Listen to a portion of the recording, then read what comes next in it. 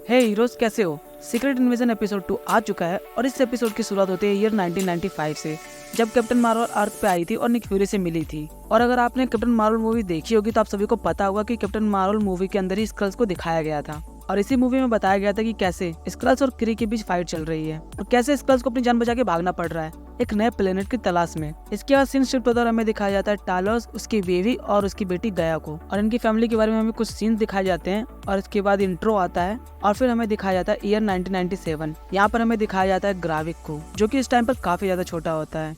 यहाँ पे बताया जाता है कि ग्राविक के माता पिता मारे जा चुके हैं और ग्राविक अकेला एक स्पेसशिप को चला करके यहाँ तक आया है, जो कि काफी इम्प्रेसिव होता है। टालोस को दिखाया जाता है, जो कि इस टाइम पे स्क्रल्स का लीडर होता है, वो ग्राविक को भी शामिल कर लेता है अपनी टीम में। और इसके बाद सबसे इम्पोर्टेंट चीज आती है कि जब निक फ्यूरी सबसे वादा करता है उनके लिए नया प्लेनेट खोजने का। निक फ्यूरी कहता है कि मैं और कैरल डेनस तुम्हारे लिए घर ढूंढेंगे और जब तक घर नहीं मिलता है तब तक तुम लोग अर्थ पे रहोगे इंसानी भेष में। इसके बाद हमें कहानी को प्रेजेंट में दिखाया जाता है, जहाँ पे ग्राविक ने वो 3 बम ब्लास्ट किए थे और मारिया हिल को जान से मार दिया था। और हमें दिखाया जाता है कि ग्राविक अपने काम को अंजाम देने के बाद वहाँ से चला जाता है। और इसके बाद दिखाया जाता है कि टालोस रूप बदल करके निक फ्यूरी को अपने साथ ले जाता है। उसके बाद सीन शिफ्ट होता है, हमें दिखाया जाता है निक फ्यूरी और टालोस को, जो कि ट्रेन में बैठे हुए हैं। और निक फ्यूरी टालोस से कहता है कि जब वो बहुत छोटा था तो अपनी माँ के साथ ट्रेन में जब सफर करता था, क्योंकि ये लोग ब्लैक थे तो व्हाइट लोग इनसे बहुत नफरत करते थे और इनको बहुत सारी बातें बोला करते थे।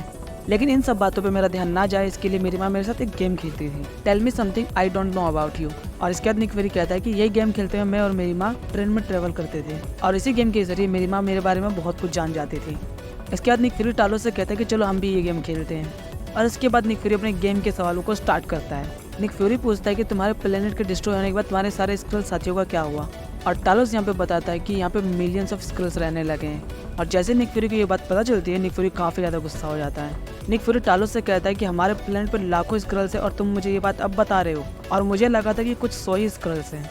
इस पर टालोस निक फ्यूरी से कहता है कि तुम बहुत सालों से अर्थ से गायब थे और हम में से किसी को भी अंदाजा नहीं था कि तुम हो कहाँ पर। और स्पेस में हमारे भाई बहन स्क्रल्स काफी बुरी हालत में थे और उनके रहने का कोई ठिकाना नहीं था, और उनकी जान बचाने के लिए मैंने उनको परमिशन दिया अर्थ पे आने का। और उसके बाद निक फ्यूरी टालोस को वहाँ से जाने के लिए कह देता है। और इसके बाद सीन शिफ्ट होता है और हमें दिखाया जाता है मारिया हिल का फ्यूनरल। और यहाँ पे हमें मारिया हिल की माँ को दिखाया जाता है। वो इतने सालों से तुम्हारे साथ थी, वो बड़े से बड़ा रिस्क लेने को तैयार थी बस तुम्हारी वजह से, क्योंकि उसको तुम पे भरोसा था, लेकिन अब उसकी डेथ हो चुकी है। इसके बाद हमें न्यूज़ दिखाई जाती है उस एक्सप्लोजन के बारे में जो मॉस्को में हुआ था।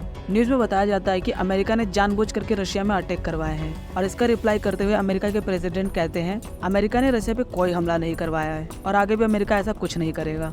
और इस माहौल को देखते हुए समझ में आ रहा होता है कि ग्राविक का प्लान अब सक्सेसफुल होने लगा है। ग्राविक का यही तो प्लान था कि दुनिया के 2 बड़े देश एक दूसरे से लड़ने लगे, जिसकी वजह से दुनिया के अंदर जंग छिड़ जाएगी। इसके बाद हमें ग्राविक और गया को दिखाया जाता है, जो कि एक मीटिंग के अंदर जा रहे होते हैं। यहाँ पे गया को बाहर ही रोक लिया जाता है। और इसके बाद हमें ग्राविक का मीटिंग का सीन दिखाया जाता है। और इस मीटिंग में दिखाया जाता है कि इसके अंदर बड़े बड़े देशों के लीडर्स हैं, जैसे कि यूके के प्राइम मिनिस्टर, नाटो का लीडर, और भी ऐसे बहुत सारे बड़े बड़े लीडर्स होते हैं। और थोड़ी देर में इनकी बातों से पता चल जाता है कि ये सारे स्क्रल्स हैं, जो कि काफी लंबे टाइम से इन लीडर्स का चेहरा लिए हुए हैं और काम कर रहे हैं स्क्रल्स के फायदे के लिए। और हमें पता चलता है कि स्क्रल्स की मीटिंग ग्राविक को लेकर के हुई है। और मीटिंग के अंदर सभी सवाल करते हैं कि तुमने 2000 से ज्यादा लोगों की जान ली है, लेकिन ग्राविक स्क्रल काउंसिल से कहता है कि उसने जो किया है वो सही किया है। वो इसलिए क्योंकि सालों पहले निक फ्यूरी ने इन लोगों से वादा किया था वो हम सभी स्क्रल्स के लिए नया प्लेनेट ढूंढेगा और वहाँ पे स्क्रल्स की नई दुनिया को बसाएगा। लेकिन इतने साल पूरे हो जाने के बावजूद भी उसने अपना प्रॉमिस पूरा नहीं किया। इसीलिए मैंने फैसला किया कि मैं अर्थ प्लेनेट को ही अपना घर बनाऊंगा और अब से सारे स्क्रल्स अर्थ पर ही रहेंगे। और ग्राविक कहता है कि इसके लिए मुझे तुम सभी का साथ चाहिए। सभी स्क्रल्स ग्राविक की बात मान जाते हैं, एक स्क्रल को छोड़ करके, लेकिन उस स्क्रल को भी धमकी दी जाती है और उसके बाद वो स्क्रल भी मान जाता है। लेकिन एक और स्क्रल होती है जो कि इनका साथ देने से मना कर देती है। और उस स्क्रल की बात सुनने के बाद ग्राविक कहता है आप चुपचाप यहाँ से बाहर जा सकती हैं, क्योंकि आप स्क्रल हैं, इसलिए मैं किसी भी अपने को नुकसान नहीं पहुंचाना चाहता, लेकिन मैं आपको अभी स्क्रल काउंसिल से बाहर निकालता हूँ, इसलिए आप शांति से बाहर निकल जाइए। इसके बाद जैसे ही वो स्क्रल बाहर आती है वो सीधे टालोस को फोन करती है और वो टालोस को सारी बातें बताती है। टालोस उस स्क्रल से कहता है मेरी ग्राविक के साथ मीटिंग करवाओ, और वो लेडी स्क्रल कहती है कि वो तुम्हें मार देगा। तब टालोस कहता है कि ग्राविक से बोलना कि मैं अपनी बेटी को लेकर के इस मीटिंग पर बात करना चाहता हूँ। इसके बाद ग्राविक को दिखाया जाता है जो कि अपने बेस पर जाता है।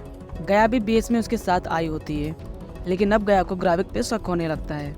उसे लगता था कि ग्राविक सभी स्क्रल्स का भला चाहता है, लेकिन ये बहुत बुरा स्क्रल है, क्योंकि स्क्रल्स के लिए वो पूरे प्लेनेट को कब्जा करना चाहता है और धरती पर रहने वाले जितने भी इंसान उन सबको मार देना चाहता है, वो भी इन सबको आपस में लड़वा कर। लेकिन गया ऐसा बिल्कुल भी नहीं चाहती है।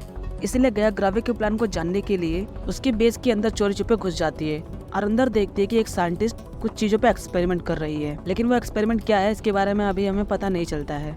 इसके बाद हमें दिखाया जाता है वॉर मशीन यानी कि कर्नल जेम्स रोड को, जो कि हाई लेवल की मीटिंग कर रहा होता है, वो भी दुनिया के बड़े बड़े लीडर्स के साथ। इसी मीटिंग के अंदर मारिया हिल और निक फ्यूरी के ऊपर इल्जाम लगाया जाता है कि जो मॉस्को के अंदर ब्लास्ट हुआ था वो इन्हीं दोनों ने करवाया था, लेकिन रोडी इस बात से इनकार कर देता है और कहता है कि मैं निक फ्यूरी को काफी सालों से जानता हूँ, इसलिए मैं श्योर हूँ कि वो दोनों ऐसा कुछ भी नहीं कर सकते हैं। और ऊपर से ये इल्जाम रशिया की तरफ से लगाए गए हैं, तो वो इस इल्जाम को तो बिल्कुल नहीं मानेगा। इसके बाद रोडी मीटिंग से निकल जाता है और मीटिंग के बाहर आते उसे निक फ्यूरी का फोन आता है, जो कि रोडी को मिलने के लिए बुलाता है। इसके बाद रोडी और निक फ्यूरी की मीटिंग होती है, जिसमें निक फ्यूरी कहता है रोडी से, अब तुम्हें किसी पे भी भरोसा नहीं करना चाहिए, चाहे तुम्हारा कोई अपना हो या चाहे तुम्हारा कोई बॉडीगार्ड हो, क्योंकि ये सारे स्क्रल हो सकते हैं। इसलिए रोडी तुम्हें सावधान रहना चाहिए और किसी पे भी गलती से ही भरोसा नहीं करना चाहिए। और उसके बाद निक फ्यूरी कहता है कि मुझे अपने मिशन के लिए तुम्हारी जरूरत है, जिस पर रोडी निक फ्यूरी से कहता है मुझे तुम्हारी सारी बातें बकवास लग रही है, इसलिए ना तो मैं तुम्हारी बातों को सीरियसली लेता हूँ और ना ही तुम्हारे मिशन को। इसलिए रोडी ना तो निक फ्यूरी की मिशन के लिए तैयार होता है और ना ही उसकी मदद करने के लिए तैयार होता है। और रोडी निक फ्यूरी को बताता है कि मैंने तुम्हें यूएस मिलिट्री से भी निकाल दिया है, यही तुम्हारी सजा है मारिया हिल की जान जाने की वजह से।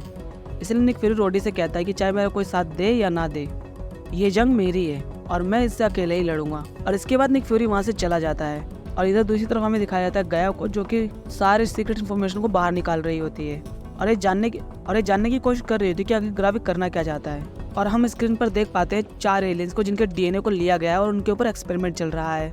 और इस एक्सपेरिमेंट जिन 4 का डीएनए इस्तेमाल किया जा रहा है वो है ग्रूट, स्कल ऑब्सीजन का, फ्रोस्ट बिस्ट का और एक्सट्रीमिस का।